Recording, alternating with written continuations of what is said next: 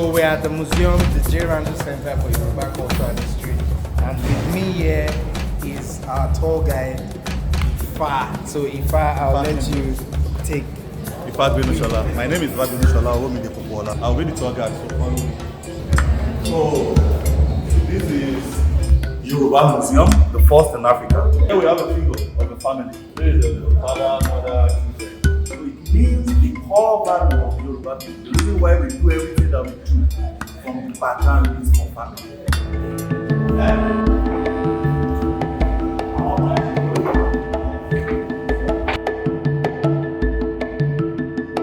According to belief by the Westerners, the foreigners and the colonizers, they always made a claim that the Yoruba people, they don't have written information, they don't write, they don't do this, they don't do that. That's a very false claim. It simply means they were too illiterate to decode. Because not everybody in the world writes with ABC. We write with art, code, and we store all our history in this. And this is our way of writing. We have 16 major Odu. And the 16 is subdivided to give you 256.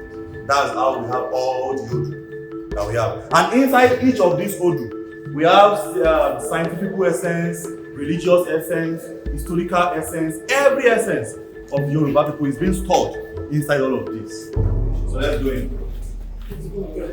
If you look at the wall, there are messages. They are not just drawings. They are messages, the way the Yoruba people used to live, the way we believe here, everything we believe in, how we interact with one another. And over here, we have a figure that we use to represent the universe.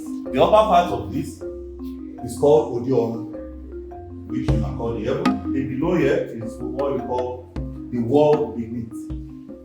And the middle is Abelibechi. This is where we are. And if you look closely into the display, it's telling a story of how the world is created according to the Yoruba belief. And over here, this is the head of Oduduwa, the molded one. Oduduwa is regarded as the father of the Yoruba people, but he was not human. Oduduwa is an Irunmole, a spiritual being. And over here, we have Ori Olokun. Ori Olokun is an Orisha that is in charge of the sea, ocean.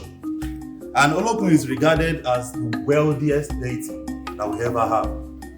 And over here, we have a symbol, the pot, that we use to represent Oshun.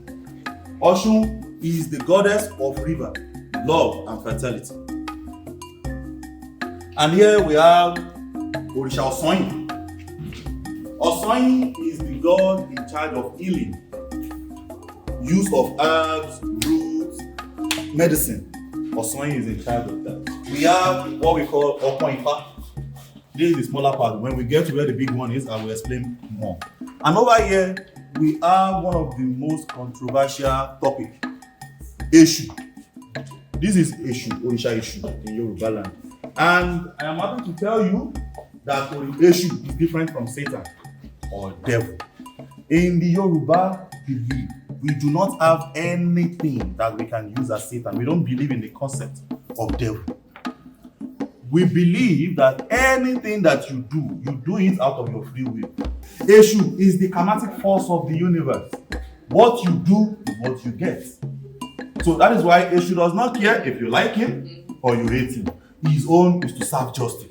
We have what we call Ileori, the icon of destiny, the icon of Ori. And everyone in this room has this Orisha in them. Because when you were born, the first thing that you receive is your head. And that is why the most important part of our body is the head. If we are to take a picture of this, my brother, here now, and I pose from here down, will you be able to recognize it? You won't know who is in the picture, even if you know him for ages. But if we are to take a picture of this place alone and remove every other part, you will know immediately this is the person, because your Ori is your identity. And over here, we have Iṣẹ́ Àwa Ọmọ Yorùbá. This is the work, the job of our Yoruba people, from Amokoko to Agbegilere. You see the image there. And over here, we have the pot also. This is a clay pot. This is our first fridge. Ayatamoku. In Africa, in Nigeria, Yoruba land. If you put water inside this pot, from morning till night, to still maintain the coolness. And here is our first bank.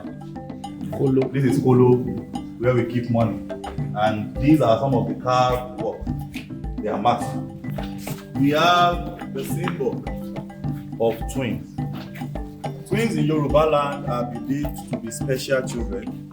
They are not ordinary children. We have figures for them. And that is why we believe whoever has twins has an Orisha in their house. And over here we have our Yoruba game that we play. It is very, very mathematical. The Bible Yoruba, the one written in Yoruba, we have Odo and Omo Odo, the Quran, and also more figures of the beach. We have the tree of storytelling. This is where myths, legends, stories about the community are passed from one generation to the other. Shaka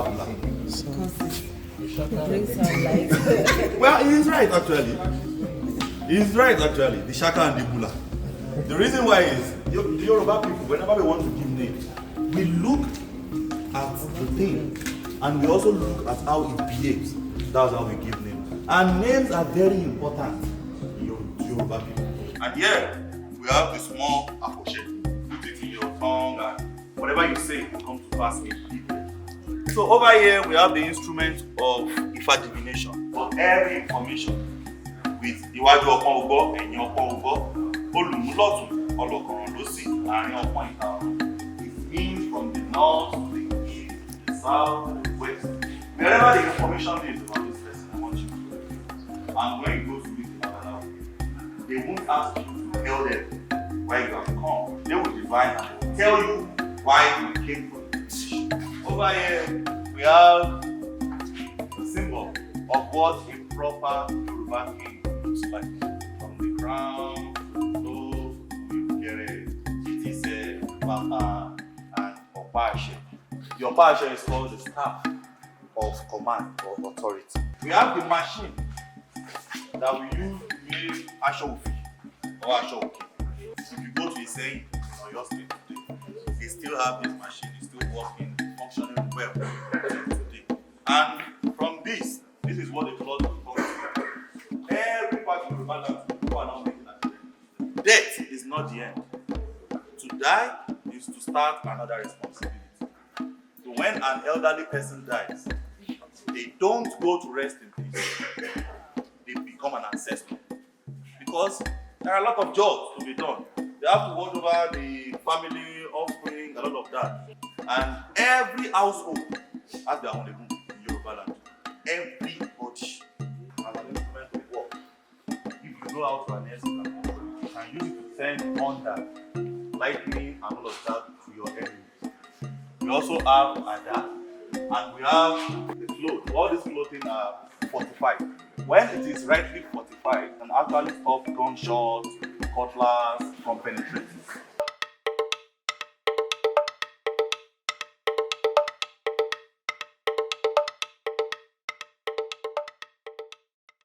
And over here, we have an art that depicts a little bit and explains a little bit the creation story according to the Yoruba mythology.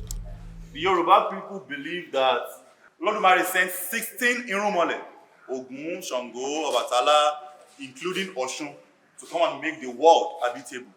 Back then, the whole world was filled up with water. And when they came, Ogun was the one who made the shape. And that is why Ogun is called the Pathfinder. And this is Obatala. They came with sand, chameleon, and a rooster.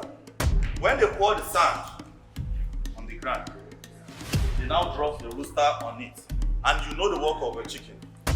Starts spreading it. So once they spread it, the land will start expanding. And to expand is called Ife. That is why Ile-Ife comes in. It means the world started from Ile-Ife. the Yoruba people are the cradle of civilization in the world. These are just the work of imagination. What we think the future can look like. What we even think our orishas can look like. It doesn't mean this is their actual image. Nobody has their image. But born out of imagination, this is what we have. We have Oshun, goddess of river, love, fertility. Yeah? And we also have that of Shango. We also have Oya, the goddess of wind.